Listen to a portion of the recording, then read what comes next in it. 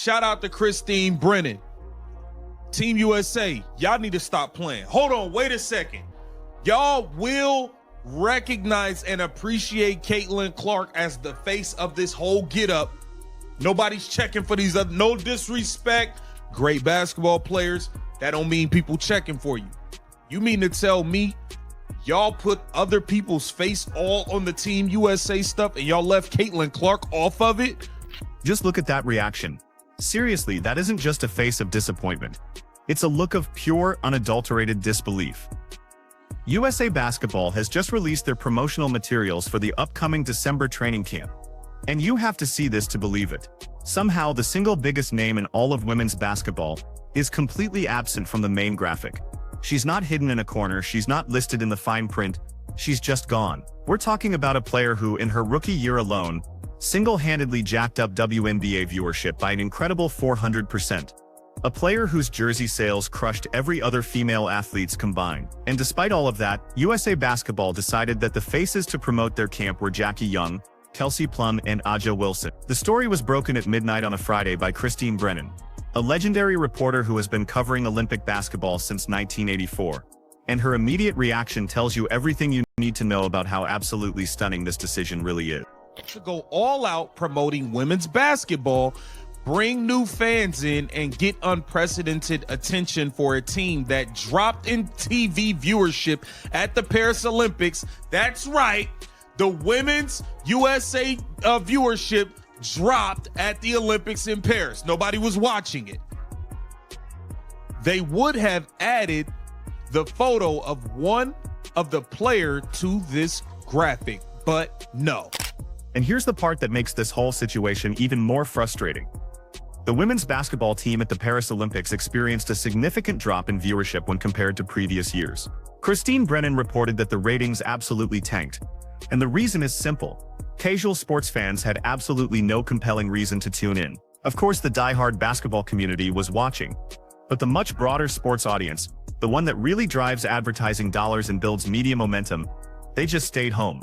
Now let's contrast that with Caitlin Clark's rookie season in the WNBA. The Indiana Fever games were averaging an incredible 1.2 million viewers on cable television. Any game she was a part of instantly became a major event. Crowds, the likes of which the league hadn't seen in over 2 decades, started showing up. Arenas that typically had trouble filling seats were completely sold out weeks in advance. USA Basketball had the literal blueprint for success sitting right there in front of them. They witnessed the entire WNBA season unfold.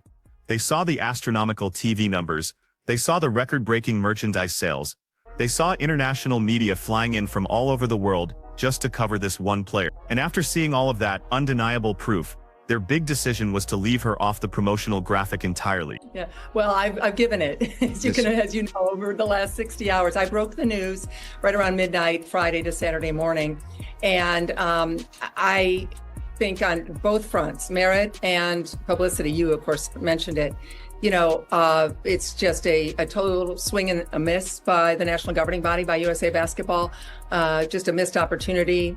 And but I'll start with my answer by saying, now you have to listen closely to how Christine Brennan describes covering these gold medal games, because it's absolutely jaw-dropping. She talks about standing there in the press tribune, which is the official media section at all Olympic venues, and she uses the word tumbleweeds to describe the atmosphere at a gold medal game for what is arguably the most dominant basketball program in the entire history of the Olympics. Think about this for a moment. The US women's team has not lost a single Olympic game since way back in 1992. They've captured 7 consecutive gold medals. They are, by almost any measure, the most successful team in any Olympic sport, men's or women. And yet, journalists whose entire job is to cover basketball are actively skipping their games, because the audience just isn't there to justify the expense of sending reporters. Bob Ryan, one of the most respected basketball writers in the entire country, actually discussed this very issue with Brennan all the way back at the 2012 London Olympics. That was 12 years ago, so this problem isn't new. What is new is that women's basketball was finally handed a ready-made solution, a phenomenon that fell right into their lap, and USA Basketball is consciously choosing not to use it. Caitlin Clark on that team, the team that so richly deserves attention and doesn't get it and won't get it without her, because there's just so much going on in an Olympics. On that same day, there probably will be 30 other gold medals given out, and sports editors and others have to make a decision. Do you go to Simone Biles? Do you go to women's soccer? Where do you go? It's not, there's just too much going on. You put Caitlin Clark on that team, and every single one of those guys that Pay very close attention to what Brennan says here about male sports journalists, because she is not sugarcoating a single thing. She's laying out a hard truth that most people inside the sports media world will never admit to publicly. There are reporters who will cover the men's Olympic basketball team without a moment's hesitation, yet they flat out refuse to cover the women's team. And get this, we're talking about when both teams are literally playing in the exact same venue. That isn't a logistics problem or a scheduling conflict. That is a conscious choice, a decision driven entirely by a perceived lack of interest. These journalists base their assignments on what their editors will approve and what their readers will actually click on. So when they decide to skip women's basketball, they are sending a clear signal that they believe their audience simply does not care. But that entire calculation got completely flipped on its head during all of a sudden, the very same journalists who previously wouldn't bother with women's basketball were now begging for media credentials to get into Indiana Fever games. International media outlets were flying reporters into Indianapolis just to cover a rookie point guard. Brennan even brings up a British journalist at the Masters, who told her he had specifically made plans to cover Caitlin Clark at the Olympics. The demand was undeniably there. The international interest was real. The entire media ecosystem was finally aligned and ready to go. And yet USA Basketball left her off the Olympic roster altogether, citing flimsy excuses like rewarding veterans and preserving team chemistry, even as the biggest surge in global attention the sport had ever seen was unfolding right before their eyes. The men's team, how that grew basketball around the world, especially for boys and men, and where it reached Africa. Well, the opportunity with Caitlin Clark's popularity, Africa, Europe, Asia. Think of how many number 22 USA jerseys would have been sold. Money that could have then been pumped back in. Now, she's making a direct and powerful comparison to the legendary 1992 Dream Team. And let me tell you, that is not an exaggeration. Think about the impact of that team. Today, the NBA features players from roughly 40 different countries, and its international TV deals are worth billions of dollars. And you can trace all of that global success back to the moment when the biggest stars on the planet were put on the Olympic stage for the world to see. Brennan's point is that Caitlin Clark represented that exact same kind of transformational moment for women's basketball. Not just within the United States, but all across the globe.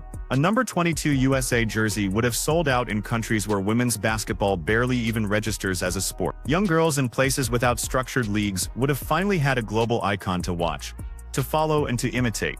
The financial impact by itself would have been absolutely massive. USA Basketball could have reinvested that tidal wave of merchandise revenue directly into its youth program. They could have leveraged that surge in global attention to build and strengthen international development pipelines. Instead, they made a decision that was completely focused on short-term team chemistry, coming at the direct expense of long-term global growth. They passed up the single biggest expansion opportunity the women's game has ever been handed. See what I'm saying? See what I'm saying? Christine Brennan gets it. Brennan gets it. Regardless how you feel about her, she's been on this stuff from the beginning. Caitlin Clark got disrespected by Team USA when they had her coming off the bench when she was, 17? Y'all had her coming off the bench behind Haley Van Lith. Like, what are y'all talking about? Here is exactly why Christine Brennan's credibility is so important in this discussion. She isn't just some social media commentator chasing clicks and engagement.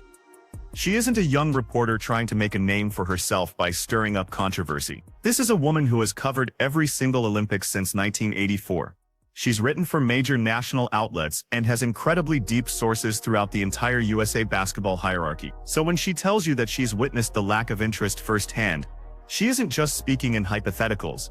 She means that she has literally stood in empty press sections during gold medal games for the last 40 years. And when she casually mentions that her very next interview is with a radio station in New Zealand, she's actively proving that international media is pursuing this story. Let's be clear, that is not normal for a dispute over a promotional graphic. That shows that global outlets recognize that USA Basketball just made a decision with massive, far-reaching consequences. And you have to pay attention to the timeline here. The December 12th training camp hasn't even started yet. This isn't the official Olympic roster announcement. This isn't some major press event. This is simply the promotional material for a practice session. And it is already generating international news coverage. That fact alone should be a screaming alarm bell for USA Basketball, showing them how monumentally they have miscalculated. They have accidentally proven the very point they've been trying to deny, that one single player possesses enough global pull that her mere absence from a practice camp graphic is a big enough story to become worldwide news. By Team USA when they had her coming off the bench when she was, 17? Y'all had her coming off the bench behind Haley Van Lith. Like, what are y'all talking about? This stuff has been going on far too long. Team USA, y'all need to get it together. Respect the woman with the throne. Get down in the comments. Let me know what you think about this. Now we arrive at the historical pattern of behavior that makes this entire situation so incredibly frustrating. You see, this is not the first time USA Basketball has completely mishandled Caitlin Clark when she was just 17 years old, playing for USA Basketball's youth teams. She wasn't even a starter. She was coming off the bench.